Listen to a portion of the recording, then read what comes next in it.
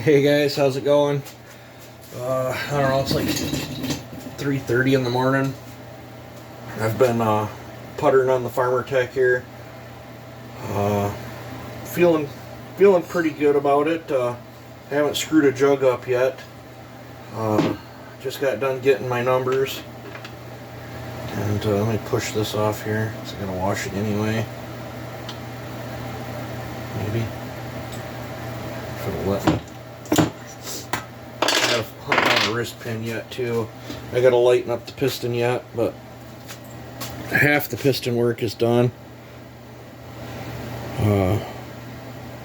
This is that Gulf piston. I gotta come in here, clean this up, lighten everything up in here.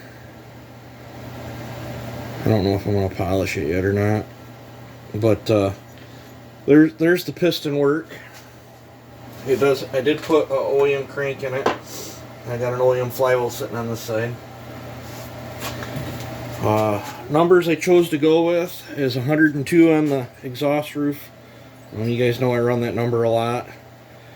I want to try to get a wee bit more torque out of this than that one. I mean, that white one's strong, don't get me wrong, it's super strong, but the whole point of this build is to get the same strength, if not more, and have this be, you know, a stronger saw. So you know, certainly gonna try it.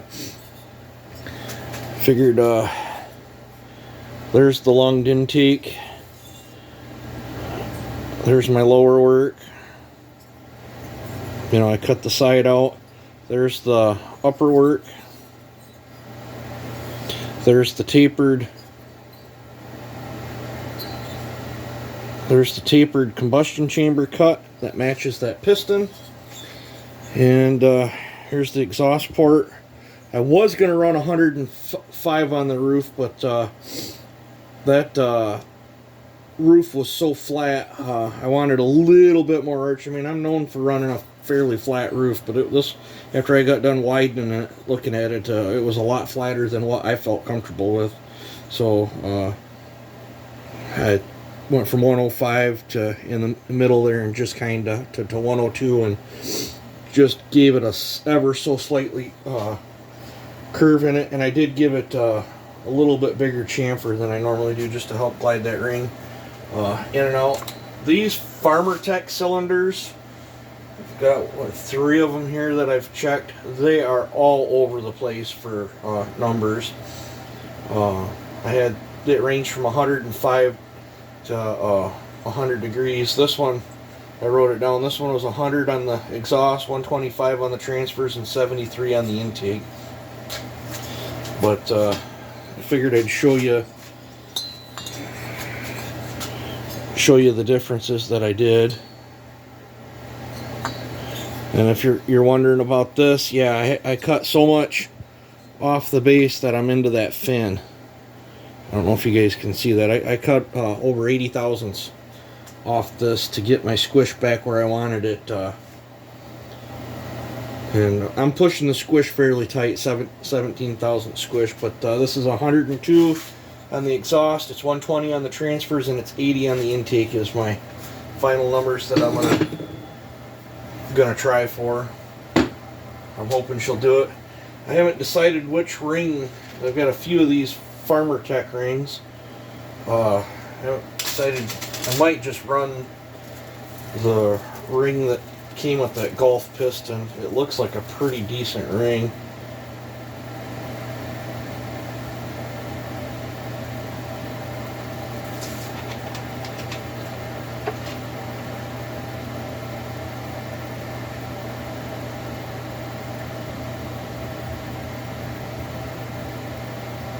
And I'm probably going to run the Gulf ring.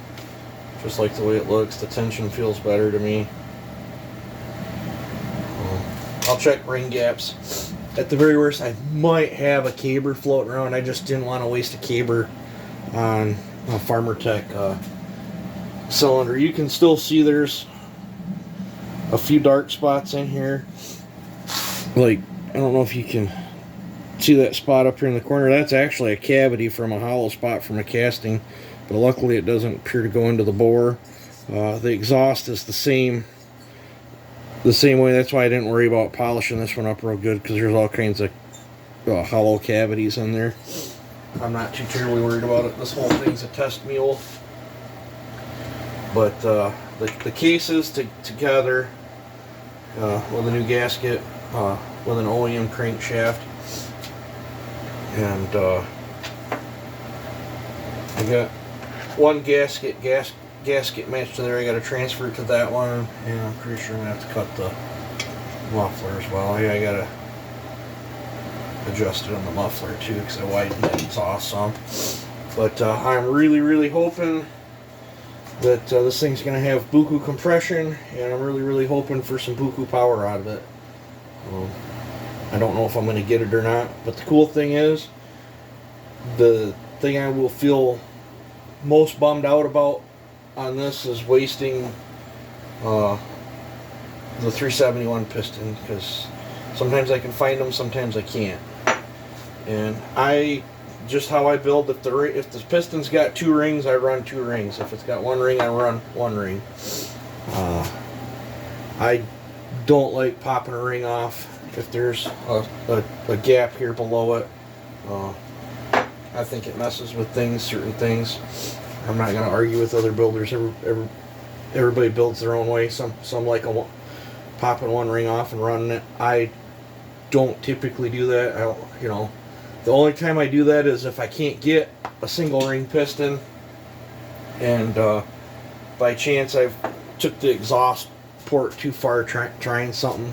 I have tried it, but typically the test cuts and dyno runs, like every one of my 4910s that you've seen dyno run, other than the 7.41, has had dual rings on it. The 7.41 was a salvage cylinder that someone else had took out way too wide, so there was no physical way for me to even run the second ring, because if you look through the port, you can actually see the pin.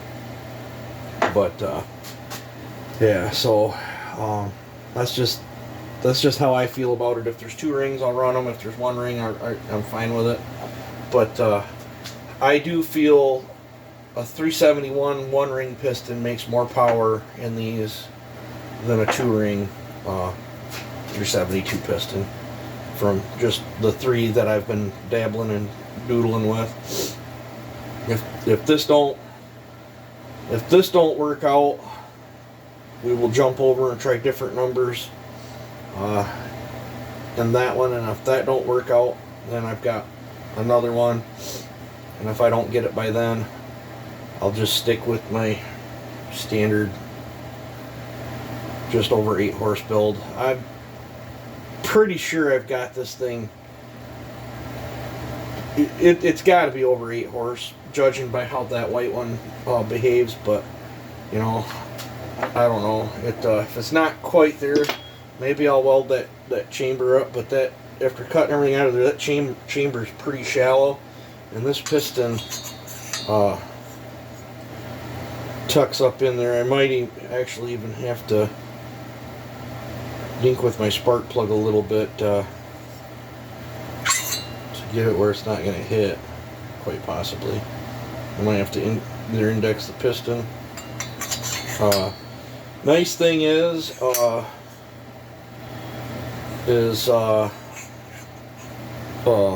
bottom dead center, the piston's pretty much, it's about like that in there. And then also at bottom dead center, my transfers are 100% fully exposed, even though I had to cut so much off the base. So changing my dwell time on this piston should allow more time for me to fill that cylinder as well. So yeah, got some ideas. So far this piston was 88 grams, and it's down to 84 with just me cutting the top. And I will let you guys know in another video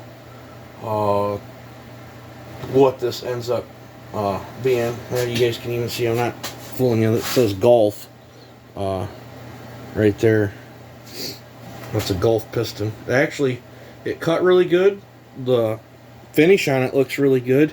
And it feels like a pretty high quality piston. I would say that's probably every bit as good as quality as a Highway or Meteor, I would say. Feels good to me. I've fixed a few other saws. The 651's got a golf piston in it. And I've got a 251 that I did mild port work to, I don't know, 3 years ago. Maybe 4, and it's got a golf piston, and it's been holding up fine. So, I don't know. I didn't know it was a golf when I ordered it. It just showed a picture of the piston. So, and I ordered that other one in an orange box that was supposed to have been a 1 ring like this one, and it came a 2 ring. But we'll use it for something else. But, alright, I've blabbered on here enough. I think I'm going to get working on the piston, and I don't know how much later I'm going to stay up working on getting this thing together, but part of me wants so bad just to jerk the white one down and throw this top end in it and see what I get, but it'd be nice to have 2 running saws so I can pick one up, play with it, pick the other one up, play with it, and kind of get a feel which direction I want to keep taking these things. So that's the whole reason of this build. So yeah, alright, you guys take it easy and have a good one.